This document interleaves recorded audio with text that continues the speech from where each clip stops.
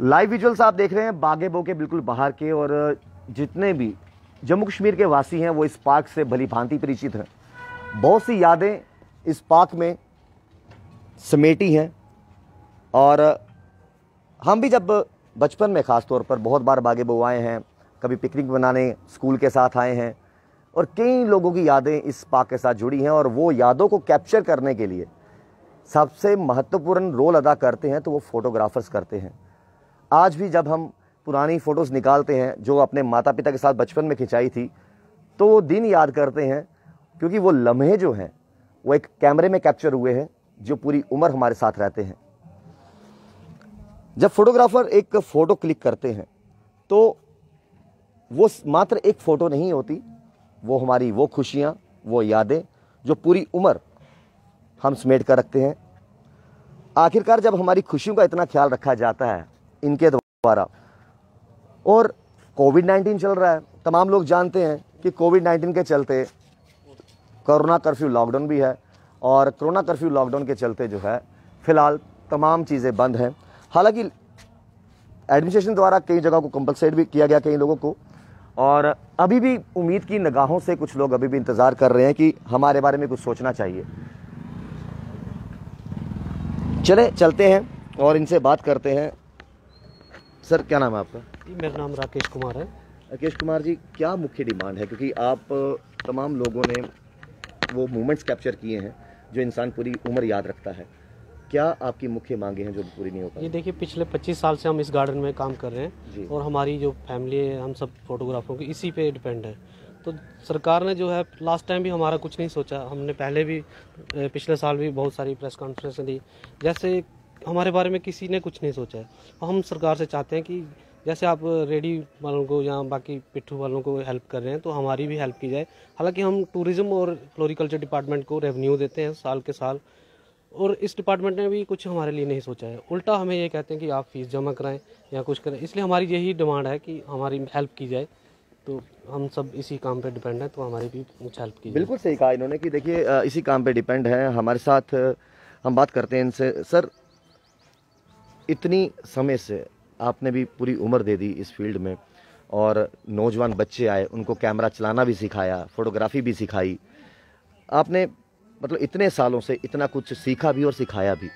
आज आपको लगता है कि सरकार जहां पर कुछ ना कुछ सोच रही है दिहाड़ीदार के लिए या फिर पिट्ठू वालों के लिए, जो कि अच्छी बात है, फोटोग्राफर्स को लेकर पिछली बार भी प्रेस कॉन्फ्रेंस की गई, इस बार भी की गई, किस तरह की मुख्य मांगे हैं जो ज़रूरी होनी चाहिए, जहां पर आज की डेट में मोबाइल कैमरे आ गए हैं, लोग फ़ोटो कम खिंचाना पसंद करते हैं, कितनी मार पड़ी है कोविड की?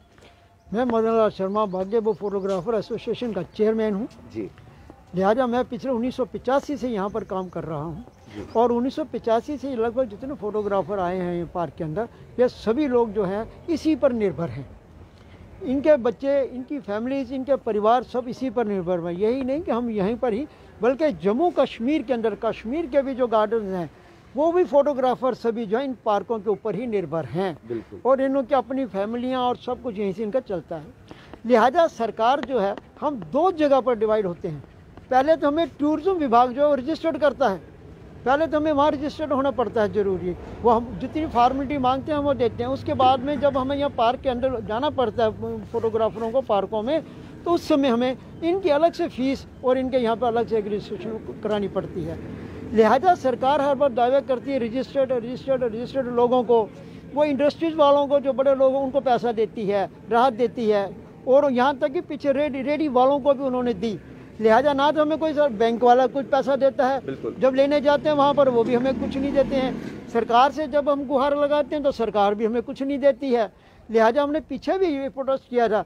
लिहाजा हमें एक बार हमारी जो है हेल्प की जाए, जिससे कि हमारे बच्चे जो हैं, फैमिली परिवार जो है वो चल सके, क्योंकि हम सिर्फ इसी पर निर्भर हैं।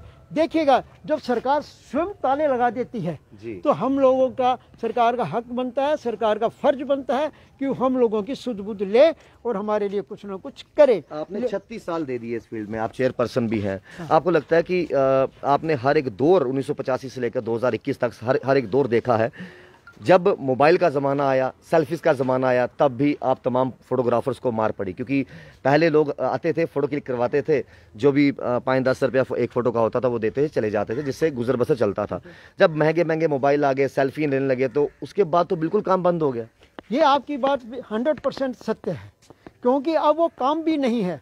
बड़ी मुश्किल से लोगों के पीछे पीछे घूमना पड़ता है हमें। जैसे एक भिखारी घूमता है, हम इस तरीके से उनके पीछे घूम करके उन लोगों को मनाना पड़ता है, समझाना पड़ता है, फिर कहीं कोई 1-2 ग्राहक हमारे लिए आते हैं। देखिएगा, इसी पार्क के अंदर 19 फोटोग्राफर्स की फैमिलियां चल रही हैं।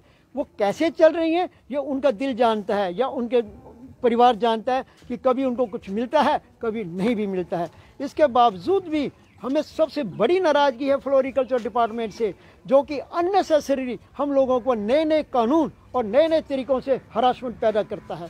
लिहाजा उपराज्यपाल साहब से हमारे से निवेदन है कि वो हम लोगों के, इन गरीबों की जो रजिस्टर्ड हैं, कम से कम आप कहते हैं कि हम रजिस्टर्ड लोग जो उनको राहत दे रहे हैं, भाई हम भी आप लोगों से हाथ जोड़ करके ये गुजारिश करते हैं कि हमारा भी सुध लो, हम भी गरीब लोग हैं, हमारे भी बीवी बच्चे हैं। समय समय पर आपको, आपके तमाम एसोसिएशन वालों को, तमाम भाइयों को, कुलीग को मार पड़ती रही। मैं क्यों कहना चाहता हूं, पहले मोबाइल का ज़माना आया, चलो ठीक है, समझा बुझा के कुछ लोग आ जाते हैं। इसके बाद जब धारा 370 का पतन हुआ 5 अगस्त 2019 के बाद, उसके बाद कई बार बंद रहा, फिर कोविड आया, फिर बंद रहा, तो एक तो लोग आजकल पार्कों में आना भी पसंद नहीं करते, कोविड के करके वैसे भी बंद है। इसके अलावा भी टूरिज़्म बहुत हद तक फेल हो चुका, क्योंकि 5 अगस्त के बाद देखा जाए बहुत से टूरिस्ट यहाँ पर आजकल नहीं पहुँच पाते, और सरकार उसके बारे में तो कोशिशें कर रही है, लेकिन आज आके मार जो है वो आपके तमाम भाइयों को पड़ी है। और हालांकि इसके बारे में बहुत पहले सोच लेना चाहिए था, बजाय इन चीज़ों से कि नई नई पॉलिसियाँ कौन सी लाई जाएँ, नई नई पॉलिसियाँ कौन सी इनको समझाई जाए, आप ऐसे कीजिए, आप वैसे कीजिए। अब लगता है कि नज़रअंदाज लगातार एडमिनिस्ट्रेशन द्वारा किया गया। जहां पर टूरिज्म को बढ़ावा देने की बात की जाती है, तो टूरिज्म के साथ बहुत से परिवार चलते हैं। एक ऑटो वाले की बात करें, एक टैक्सी वाले की बात करें, एक ढाबे वाले की बात करें, एक फोटोग्राफर की बात करें, तो ये तमाम चीज़ें सरकार को सोचनी चाहिए कि हर एक का भला हो, और कम से कम ज़्यादा नहीं, 2 वक्त की रोटी आराम से खा सकें। ये आपकी बात सत्य है, क्योंकि देखिएगा ना, जब ये कोरोना काल है, इस कोरोना काल के अंदर जैसे आप अभी कह रहे हैं कि ऑटो वाले, लेकिन ये सब फिर भी फ्री हैं। बिल्कुल, हम तो एक किस्म के इनके अंडर गुलाम हैं, क्योंकि जब ताला ही लगा दिया, उनके यहाँ किसी के यहाँ कोई ताला नहीं लगा है, हमारे यहाँ तो इसलिए इन्होंने हमारे यहाँ के लिए तो ताला लगा दिया गया है कि ताकि आप इधर झांक के भी मत देखिएगा। लिहाजा इसीलिए हम कहते हैं कि जब सरकार स्वयं जिन जगहों पर ताले लगाती है, उन लोगों के लिए सरकार का फर्ज बनता है कि उन लोगों की सुध ली जाए और उन लोगों की मदद की जाए। इसलिए हम सरकार से फिर आपके कहते हैं, आप मीडिया के थ्रू हम फिर सरकार से निवेदन करते हैं कि भाई ऐसा हमने क्या बिगाड़ा है जो कि आप हमारी तरफ कोई, आपके कान पर कोई जूं तक नहीं सरकती। सबसे बड़ी बात मैं आज भी कहना चाहता हूं, सरकार, उपराज्यपाल साहब, आपके सलाहकार साहब ने हमसे वायदा किया था, हमारी उनसे पीछे मीटिंग हुई थी जब आप लोगों मीडिया को हमने यहाँ बुलाया था, और मीडिया ने बड़ा हमारी मदद करी, और मीडिया ने हाईलाइट किया, हमारी जो जायज़ मांगे थी उसके लिए उन्होंने हमारी पूरी मदद करी। लेकिन एडवाइज़र साहब, आपसे हमें बड़े दुख की बात है, आपने आश्वासन दिया था कि आपका सिर्फ 1000 रुपये बढ़ाया जाएगा, जबकि हमारे पास 1200 रुपये की रसीदें थी, और आज भी हैं। सरकार हमसे 1200 रुपये लेती थी, और आज भी वो सरकार जो है हमें नए कानून बना करके, और एडवाइज़र साहब, आपकी बात को सब ये महकमा नहीं समझता है, तो बताइए, हम हमारे पास उन अधिकारियों का हाथ का लिखा हुआ है जिन्होंने लिखा दिया था कि आप 100 रुपये महीना जा करके फीस जमा कराइए।